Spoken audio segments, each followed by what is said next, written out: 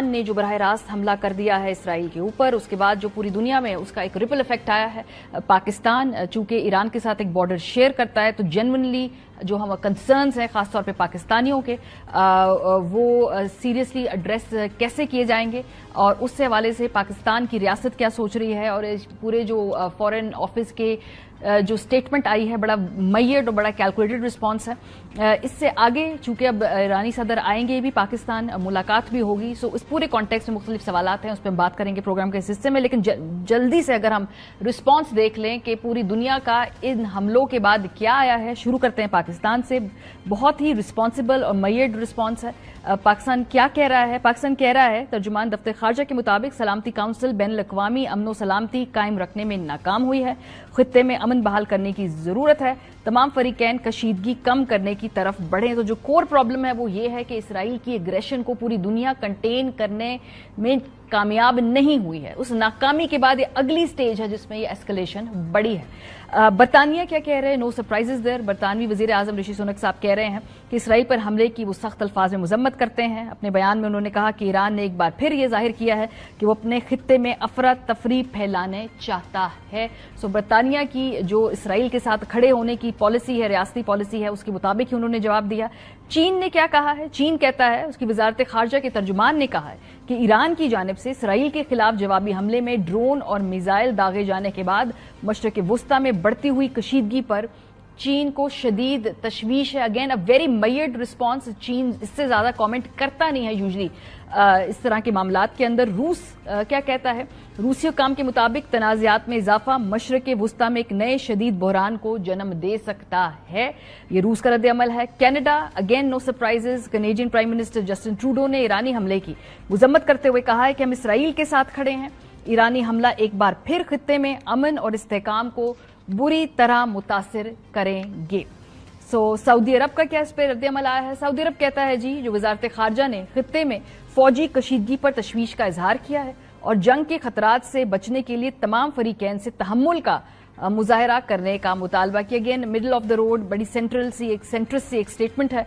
भारत ने कहा है कि जी फौरी तौर पर कशीदगी कम की जाए। इसराइल पर ईरान की तरफ से मिसाइलों और ड्रोन्स के तनासुर में कशीदगी कम करने का मुतालबा कर दिया है भारत ने। यूरोपीय यूनियन का रिस्पांस क्या है? यूरोपीय काउंसिल के सदर चार्ल्स मिशेल ने कहा है कि यूरोपीय यूनियन के रहनुमा इसराइल पर ईरान के हमले की सख्त मजम्मत करते हैं और मजीद इलाकाई कशीदगी को रोकने के लिए सब कुछ किया जाना चाहिए है। सो फार एंड सो फोर्थ। अभी तक ये रद्द अमल है दुनिया का। अमेरिका के रद्द अमल पे भी हम इस वक्त बात करेंगे, लेकिन उससे पहले हमारे साथ कामरान यूसुफ साहब मौजूद हैं। बहुत शुक्रिया कामरान, सीनियर सहाफ़ी हैं और जो नेशनल सिक्योरिटी से जुड़े मामला देखते हैं। कामरान साहब, इस वक्त मसला ये है कि पाकिस्तान में जब कल ये खबर फैली कि ईरान ने इसराइल पे हमला कर दिया, तो एक तशवीश की लहर जो लेजिटिमेटली यहाँ पर हमें नजर आई कि लोगों में पाई जाती थी। जाहिर सी बात है, अगर ये कंटेन नहीं हुआ क्राइसिस, तो उसके मुज़बरात और असरात पाकिस्तान पर भी होंगे।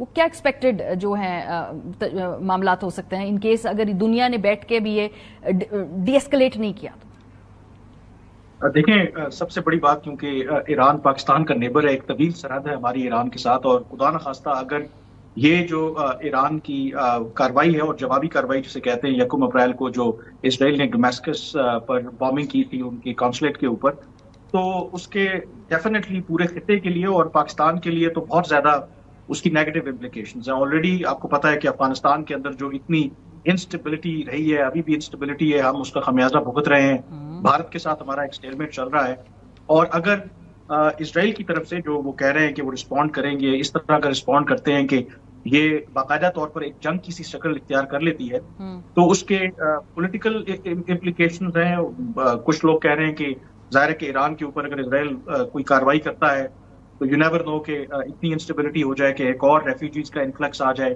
फिर इंपॉर्टेंटली आपको पता है कि ईरान जिस खित्ते में वाक़ है, स्ट्रेट ऑफ हॉर्मुज़ का इलाका, वहां से जो की शिपिंग लेन्स गुजरती हैं, ऑयल की सप्लाई, ट्रेड रूट है इंपॉर्टेंट, और अगर वो टेम्परेरीली इवन ब्लॉक हो जाता है, सस्पेंड हो जाता है, तो ऑलरेडी हमारी जो मईशत है वो इतनी स्ट्रगल कर रही है, तेल की कीमतें आसमान को बातें करेंगी, तो बहुत फार रीचिंग इम्प्लीकेशंस है। But having said that, I think इसी वजह से कोई भी, आई थिंक वो ईरान हो, वो गल्फ के कंट्रीज हो, इवन अमेरिका हो, बेशक ईरान ने ये कार्रवाई की है, लेकिन वो भी नहीं चाहते कि ये एक जंग किसी शक्ल इख्तियार करे, क्योंकि इसका बड़ा डिटेल से एनालिसिस करने की जरूरत है, क्योंकि کوئی 330 کے قریب ایران نے ڈرونز، بیلسٹک اور کروز میزائل سے حملہ کیا. اینڈ انٹرسٹنگلی 99% جو اسرائیلی فورسز دعویٰ کر رہی ہیں ان کو انہوں نے انٹرسپٹ کر لیا. ایون تو بیشتر جو اسرائیل کی فضائی حدود تک وہ نہیں پہنچے.